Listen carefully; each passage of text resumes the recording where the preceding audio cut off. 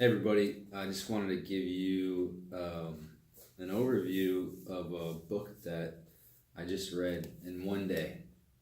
Um, it's about like 180 pages, and the text is pretty normal. It's an awesome read.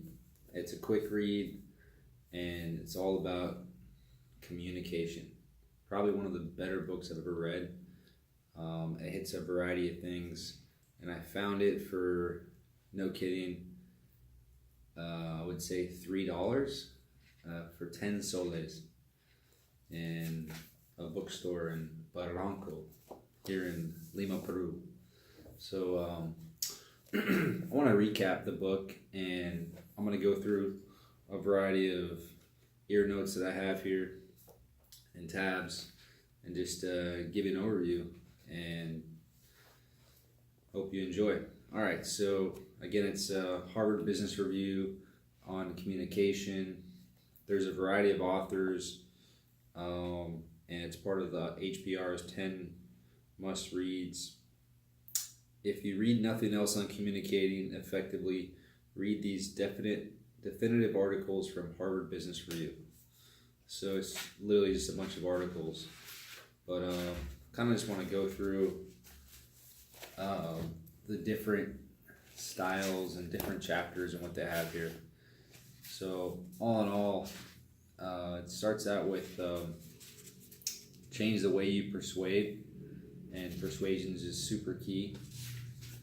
And what I've done is I kind of go around. It's structured with, it's a reading, and then it's like an idea in practice. So I went and tabbed, and I took a few pictures of ones that I liked in terms of decision making styles.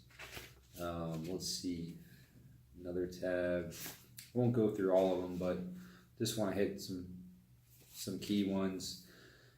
There's some quotes here about reciprocity. So the principle of reciprocity is people repay in kind.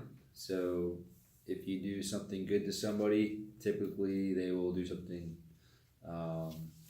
in response. So you smile at somebody and say, buenos dias. Typically, they may not do it that day, but they'll remember you, and they'll more than likely, if they see your face, they will probably even say buenos dias before you do. So it's it makes the person feel like, wow, that person went out of his way to smile and try to be genuine with it. It's kind of a fake smile, I guess I'm giving you right now, but try to be genuine with it, and it'll just make your communication, your connection. It's really about connecting, right? So when we communicate, our goal and our intent is to connect in some way. Hopefully positively, right? But you can connect negatively as well. Principle of scarcity. So another one it says is the people want more of what they can have less of. So feel free to not, show all your cards, and just keep keep some of your information, to yourself, and let people kind of discover you. That's really what it's talking about. Let me kind of go through here. I like what it has, these ideal and brief in terms of persuasion. So there's 4 essential elements of persuasion. And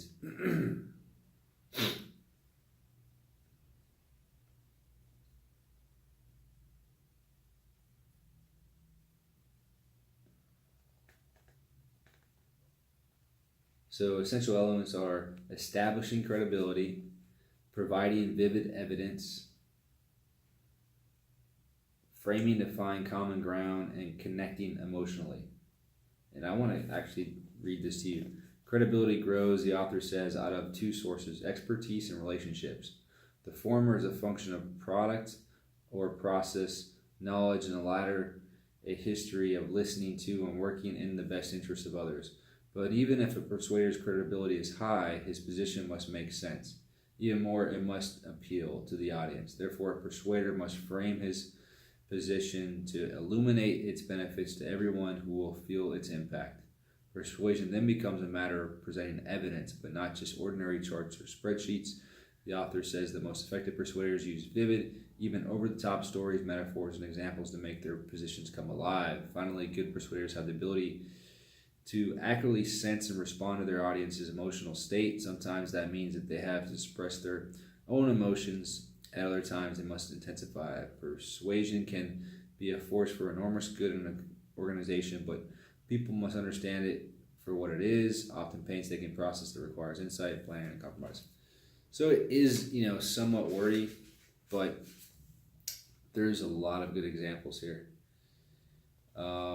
So the force of persuasion, I'm going to read this paragraph too. The concept of persuasion, like that of power, often confuses and even mystifies business people. It is so complex and so dangerous when mishandled that many would rather just avoid it altogether. But like power, persuasion can be a force for enormous good in an organization. It can pull people together, move ideas forward, galvanize change, and forge constructive solutions.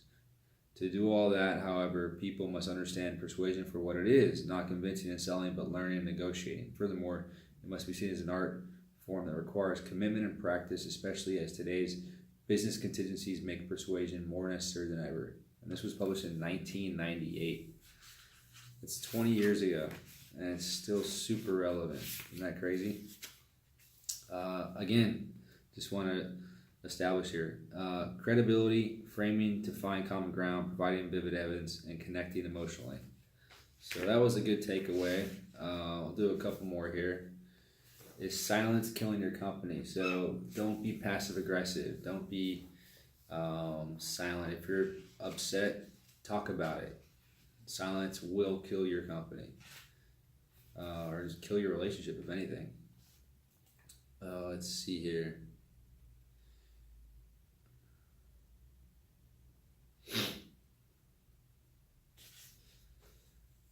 So we've got ideas and practice. So to inspire your workforce for greatness, they recommend communication in 5 steps. Those are the 5 steps there. You can probably take a snapshot. Organizational hierarchy, financial results,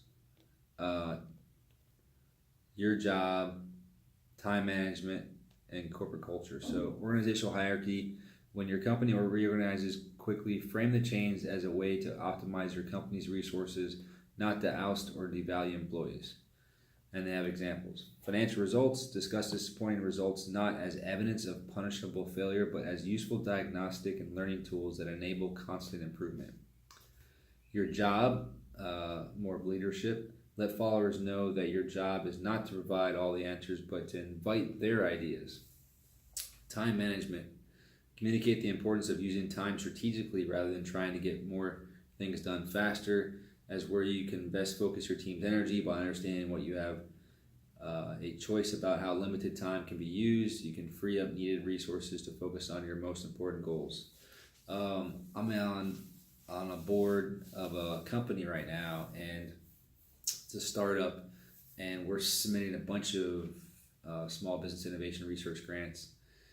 And we're sending all those RFPs, and I kind of said to the CEO, I said, I'd recommend we build relationships too. And in this book, they talked about RFPs and the fact that you could have a stellar RFP or proposal, and it could be, a better proposal. So in some cases, in most cases, inferior proposals win because they've committed their time to build relationships with that customer. And so shaping the relationship, shaping the proposal, shaping what you're saying in the proposal, and shaping that reviewer's relationship and building that relationship is uber critical to the success of potentially getting funded or just growing your network, your matrix, right? So I definitely resonated with that. And then corporate culture, create a healthy culture by articulating the right goals and defining criteria for success.